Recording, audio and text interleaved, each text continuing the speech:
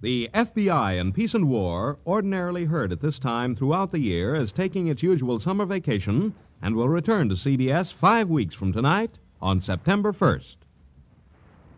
Broadway's My Beat. From Times Square to Columbus Circle, the gaudiest, the most violent, the lonesomest mile in the world.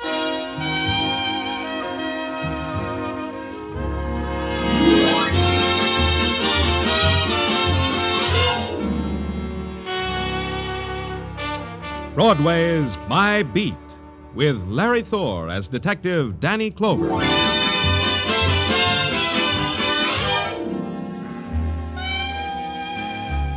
Broadway. It's an enchanted island or a prison, a crazy, happy dance, or a funeral march in blues time.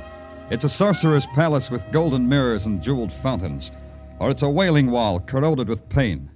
Call it anything you want. It's My Beat.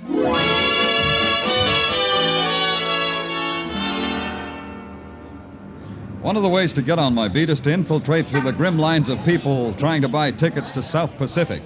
Those people are going to mutiny someday. It was about 9 in the morning, and a good thing happened to me. The good thing was a kid named Paul Thomas. A sweet kid, a gentle kid. A kid who'd wrapped himself in iron to stall off the pain so many people handed to him for free.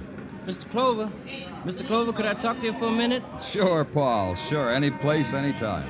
How about in the lobby here? Okay, lobby it is.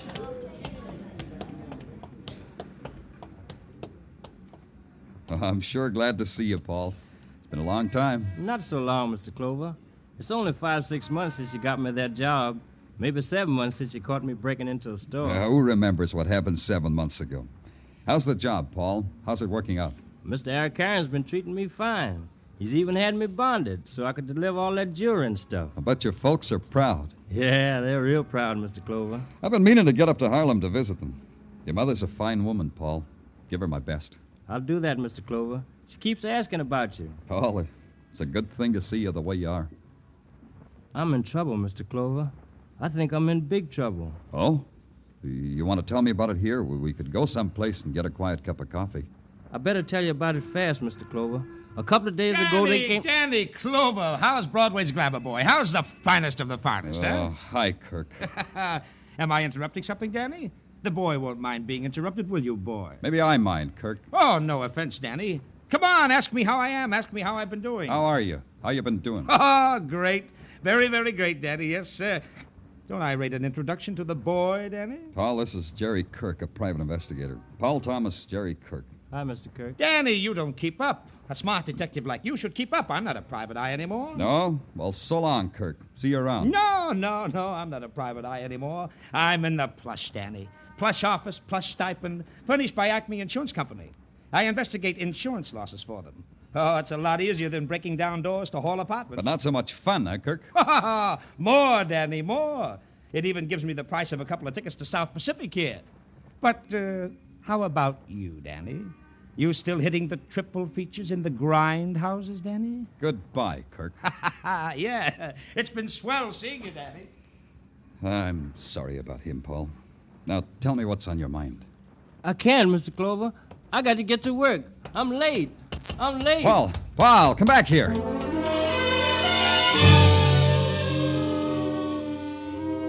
That's how the day began, with the kid starting to tell me of big trouble and then running away. It was about 5 when Paul's big trouble started to catch up with me. A patrolman leaned out of a squad car and handed me a slip of paper. J. Aracarian, the paper said. It said the Paramount Building, and at the bottom it said urgent. I'd been there before. J. Aracarian, lapidary and dealer in precious gems, was on the 14th floor. You went through a door and past the beam of an electric eye and waded through a carpet to a desk and an olive-skinned girl with tight black hair.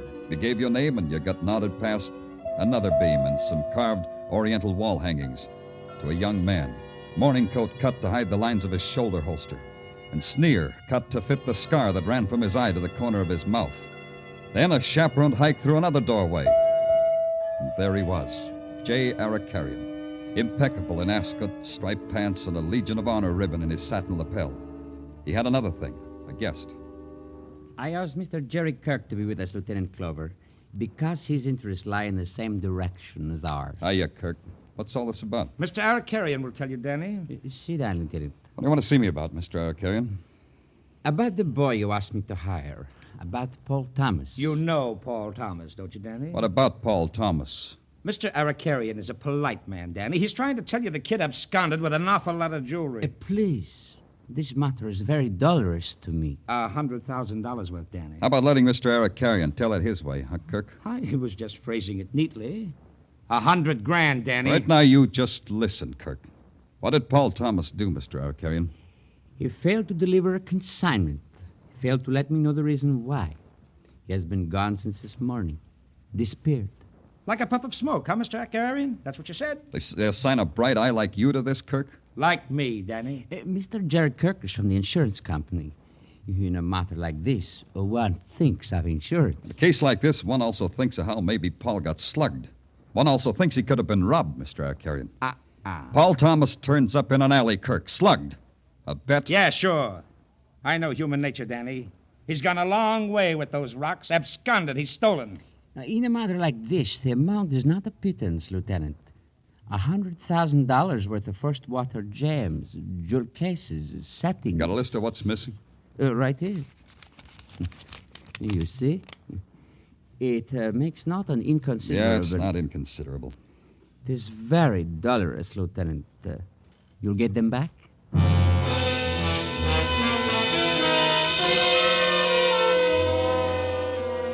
Dolorous means it can make you cry. But Arakarian's dolorous was different from mine. His was $100,000 he'd lost. Mine was a boy named Paul Thomas that maybe I'd lost. But it was still only a maybe. I had two things to do. Turn the list of missing jewels into headquarters, which I did, then call it Paul's home in Harlem.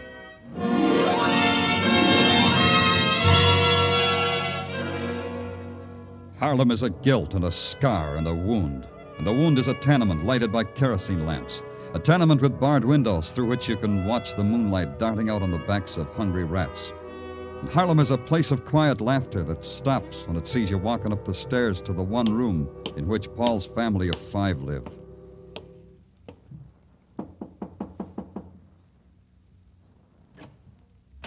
Yes? Oh, it's Mr. Clover. Hi, Mrs. Thomas. I hardly expected to. Please forgive the way I look. Oh, you look fine, Mrs. Thomas, fine. May I come in? Why, of course, of course. The children are outside playing. That's just as well, Mrs. Thomas. I want to talk to you. Please sit down, Mr. Clover. Soup? Is it about Paul? Why did you see him last, Mrs. Thomas? This morning, he stopped by on his way to work. Is there anything... He doesn't live here anymore? No, Mr. Clover. Paul's a man now, and he needs a place of his own. Where is it, Mrs. Thomas? Is my boy in trouble, Mr. Clover? Well, we don't know. I don't think so, but I have to be sure. Where's his place, Mrs. Thomas? It's a rooming house on 137th Street, 26 East. It's clean. You can actually see the sun. Paul couldn't do anything wrong. Not anymore, Mr. Clover. Paul's good. He's good. He hasn't been by here tonight. No, but that doesn't mean anything. Lots of times he doesn't come by at night, but he'll be here in the morning. He's always here for breakfast in the morning. Well, I think I'll run over to that address you gave me, Mrs. Thomas. I'm sorry I can't stay and visit with you. You'll let me know about my boy, Mr. Clover. Whatever way it is, you let me know. It'll be all right, Mrs. Thomas. It has to be all right. Outside, it was 1 block north and 2 to my left of the subway station at 125th and Lenox. In those 3 blocks, you could feel the breeze from the East River fighting a losing battle with the heat. But it wasn't the heat that stopped me. It was Squad Car 15, Patrolman Florio at the controls. Not bad, Florio. 3-point landing. Hi, Lieutenant. Come on, get in. Thanks. You headed uptown? Well, that depends, Lieutenant. Wherever you say. Uptown. You better call headquarters first. I've been cruising, looking for you. Headquarters said you were in Harlem. Yeah, call him, Florio. Sure. Patrol Car 15, calling headquarters. Come in. Patrol Car 15, calling headquarters. Headquarters receiving Patrol Car 15. Go ahead, 15. I take it, Danny. Yeah. Danny Clover speaking. Danny, Tartaglia speaking. About that Arakarian robbery. Guy named Jerry Kirk called you. Yeah? Said he wanted you there when he took Paul Thomas. Oh, where's all this taking place? 137th Street, a condemned tenement, 3 houses from the northeast corner on Lenox. 10 o'clock, the guy said. That's right now, Tartaglia. Thanks. Let's go, Florio. You heard the man. Right? Florio, Yeah, Lieutenant? you're only giving me a lift down the block. Turn off that siren, huh?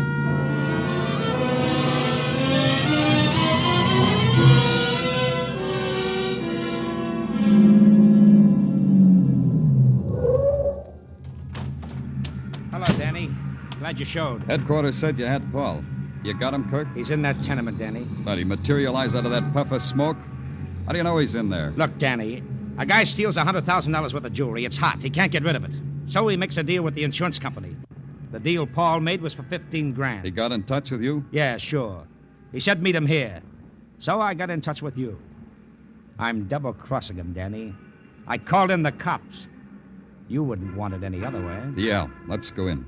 And Kirk, keep your gun in your pocket. Danny, you know I seldom carry a gun, and tonight's one occasion when I don't. Come on.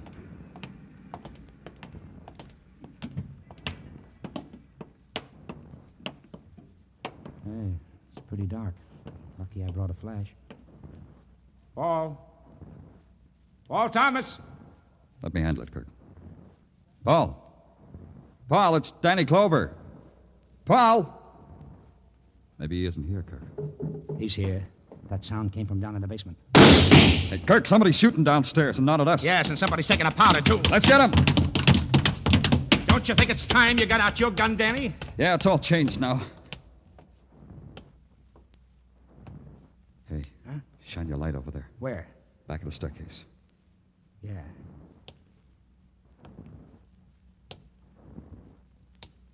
Hey, Danny.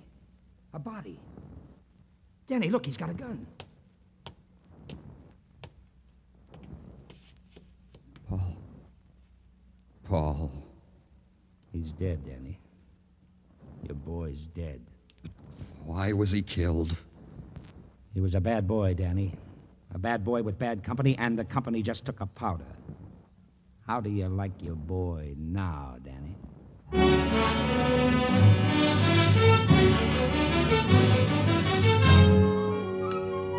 You are listening to Broadway's My Beat with Larry Thor as Detective Danny Clover.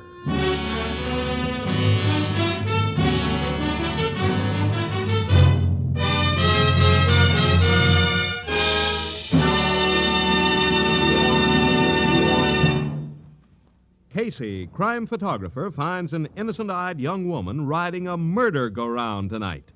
As he joins her, his girlfriend, reporter Ann Williams, and Ethelbert, the magnificent bartender, caution him to go slow. For a merry ride with murder, join Casey and his pals tonight. And also be around for Second Class Passenger, another thrilling study in escape. Crime Photographer and Escape are Thursday night features of most of these same CBS stations. Now, back to Broadway's My Beat.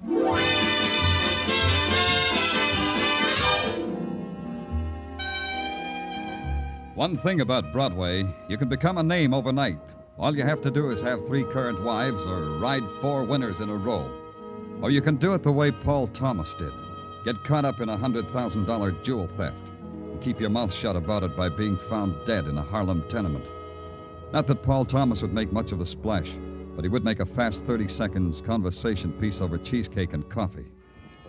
A cop uses up the night begging, pleading, grubbing for a break in a murder case. Then he goes home and begs for sleep. And in the morning he goes back to his office at headquarters and starts all over again. And that's where it broke. Come in. Come in. Come in. Danny. Danny, open your eyes. I got a surprise for you. You open them. I'm tired. I got something on the Paul Thomas case. What? Yeah, see? You open your eyes all by yourself. It's not hard, is it, Danny? I could close yours just as easy. What do you got? Well, one of the Arakarian jewels showed up at a pawn shop. When? 10:30 last night. 10:30. That was after Paul's murder. How come you wait till now to give it to me? Easy, Danny. Take it easy. All right, but how come? Larry of Larry's Pawn Shops Limited just phoned it in. Says he didn't get our list till 10 this morning. Larry, sir. Get me a squad car, Tartaglia. I'll pick it up out front. Okay. Danny, Yeah? I know what this means to you. Sorry I kidded.